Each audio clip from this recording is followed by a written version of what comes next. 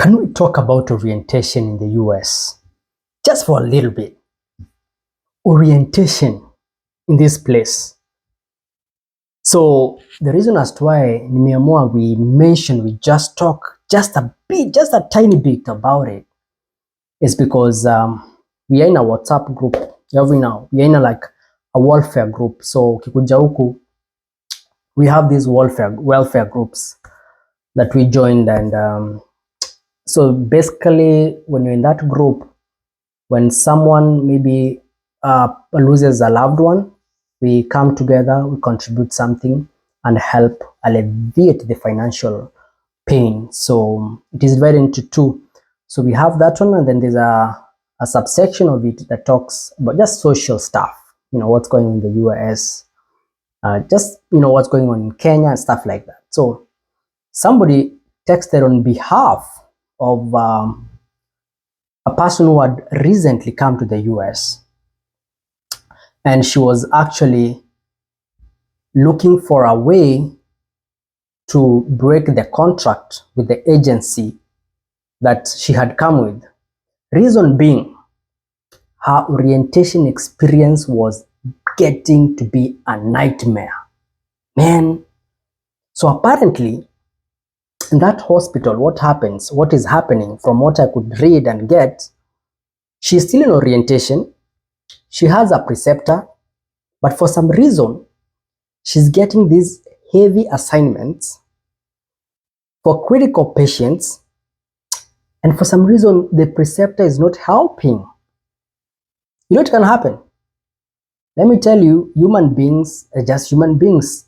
So sio nyumbani peke yake, sio Kenya peke yake, where we say nurses eat their young ones.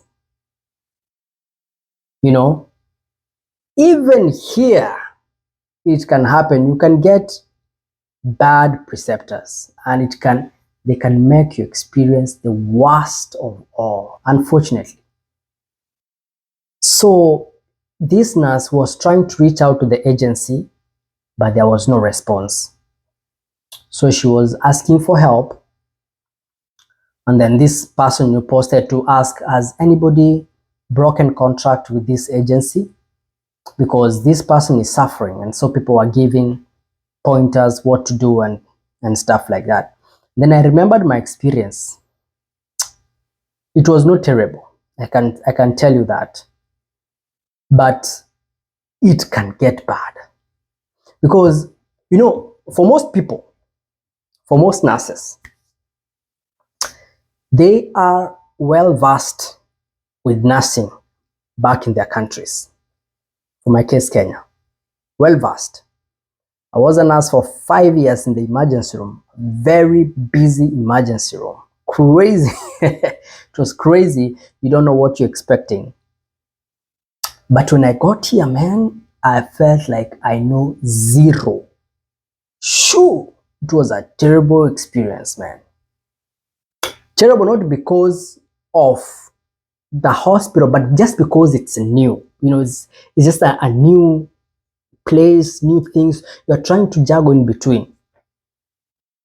So orientation here can take from 8 weeks to 12 weeks, depending on how fast you're catching. So this is the thing. You are posted in a hospital, but you are not employed by that hospital. Meaning, for my case, Avant was my agency, so they are my employer. So in case something happens, I have to let them know, because they are my employer. In case there's any form of punitive measure, it is your agency that's going to carry that out. So in case you are suffering one way or another, your agency should come forth to support you. In very worst scenarios, I've had nurses being moved from one hospital to the other because they could not, what is the word? They could not thrive in that hospital. So wanatolewa, wanapelekwa hospital ingine with the agency. So for me, we went there with other, I would say, 3 nurses. 3 nurses. Were they 3 of? I can't even remember, man. It was 3 years ago.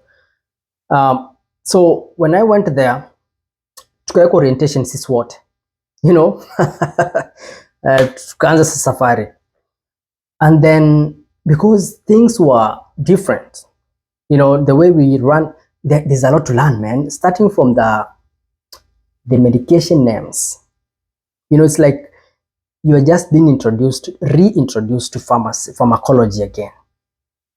You know, how you call names back home.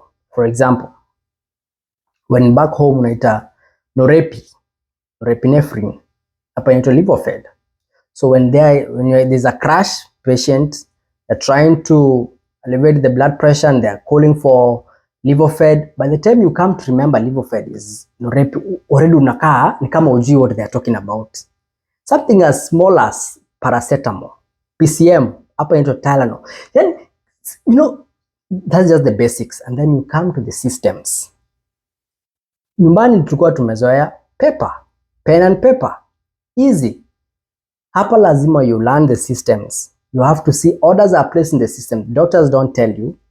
They just order things in the system and then they expect you to carry them forward, to carry them on. So if you miss out on that, utaonekana hujui kitu. You know, let's even start with the accents of patients and colleagues, and you know, so just this, that's by the environment itself, it's very uncomfortable.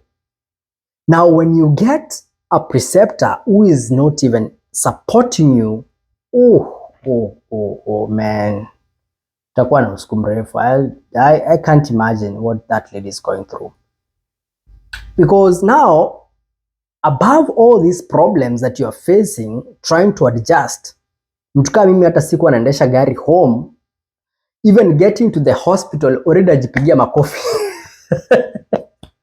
because nimeng'ang'ana traffic, nimeweza kusoma hizo ma traffic signs, nimetumia Google Map for the first time, so even getting to the hospital in time, it's already a big plus. But when you get on the ground, now that's when you're supposed to start, you know, showing your skills. Na watu wanajua umefanya kazi 5 years, so you're not a new nurse, so and then you come to realize there are things, the protocols are different. You know, managing vitu kama diabetes, ketoacidosis, DKA, managing vitu kama STEMI, you know, things that require drips. Sikumbuki tulikuwa tunafanya aje hizo vitu Kenya, hata kama tulikuwa tunazifanya. No, these things are new. There are protocols to be followed. Certain time you need to titrate. You know, man, it's just challenging during that period. Now, I want to be vulnerable right now. And this is to encourage someone who think they can't make it. For sure you can. You just have to put your best foot forward. So after 8 weeks, everybody was getting off orientation. But yours truly, akaambiwa, you're not ready.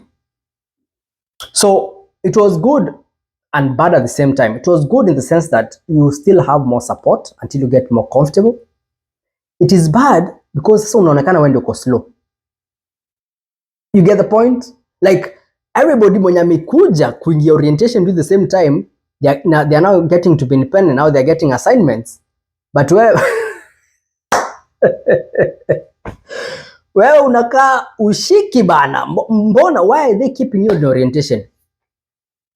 So partly my defense, partly it was because I never had one preceptor. Ilikuwa time ya COVID, that was during that period of COVID, and we used to have travelers in our hospital, and I could not get one preceptor because travelers walikuwa mob, walikuwa wengi. So kufuata one preceptor means lazima ukue na yeye, like every shift yenye yako, ama every shift yenye uko, that traveler needs to be there. Now it happened that apata leo traveler yako, kesho ni mwingine, so they attach you to another preceptor. Now what happens with that is when you get another preceptor, it's like you're starting afresh, because they have their own ways of doing things.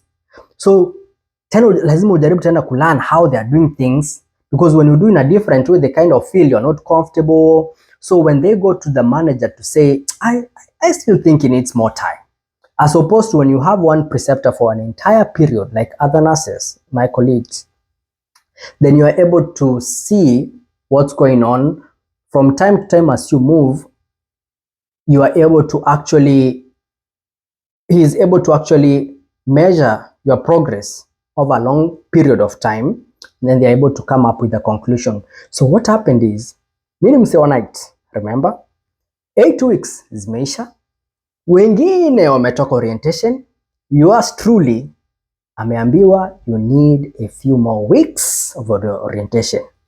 No problem, I'm still getting paid, nobody's complaining. If worse gets to worse, what they can do, they can tell me you are not ready to be in this unit, you can go to med-surg or a more slower unit, because I was in the ER and it is still fast paced. That was the worst that could happen. And I had had stories, people, nurses themselves saying, I can't survive in this unit, I need to go to a slower unit, and they move. No shame, nothing. I mean, people are different. This is a new environment. You have to champion for yourself. Okay, so that's what happened. So they told me, you're not ready. That kind of made me feel bad, because, I mean, what do you mean? I felt I was ready. But of course, being new, you still feel, sometimes you're like, maybe I'm not. Maybe I'm not ready to take these assignments by myself. But eventually, mimi mse wa nights, nimekuja kufanya nights. The first 8 weeks nimekuwa nights. Sasa nikaambiwa, we are going to give you one preceptor who is going to carry you through for a few more weeks, but here in one day shift. So I had to move from nights now to days. I had to shift my mind, change my schedule, go to days. Was uncomfortable for a few days, but I got more comfortable. For some reason, I even liked that preceptor, right? Like the days. And he was like, I see you're good. So after like 2 weeks, he was letting me do like everything. And then listen, this is what happened.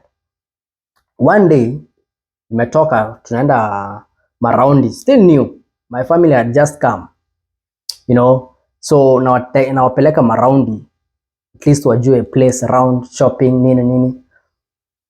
Napigiwa simu afternoon about 2 p.m. Hey Josh, we're really short staffed tonight and we want to take you off orientation. So are you able to come in tonight, start your first shift? That's 2 p.m. Nafaa kuingia job 7 p.m. Mimi mse wa days. So I had to prove myself. Said, oh yes, I'm ready. Let what come may. So tukachukua U-turn, karudi home, at least nipumzike for the long night, because I was awake the whole day. I didn't know I was coming in. So orientation yangu ikakatishwa hivyo. Ilikuwa I think ikae for 4 more weeks. After about 10 days ikakatishwa tu hivyo. But I was able to survive through. It takes a while. Some of these things you have to actually do them. Took a while. So such experiences are there. Just be aware. They are not to discourage you. Just be aware. But it's important for you to know who to talk to when you face such challenges. My agency, usually the first few months, every single week, you get one call with the manager from the agency, from Avant, who calls you to just tell you what is going on, to ask you how are you doing, how are you doing things in the hospital, is there any support that you need, things like those. I don't know if that changed, because that lady is stressed up and she's now thinking of cut a contract. So we put in some advice, what we can. Hopefully she makes it, and I know she will. Hopefully she gets the support that she needs. Kidogo tu about orientation. Is there anything else you'd like to know about the coming to the US? Let me know in the comment section. I'll be happy to let you know. Till next time, bye.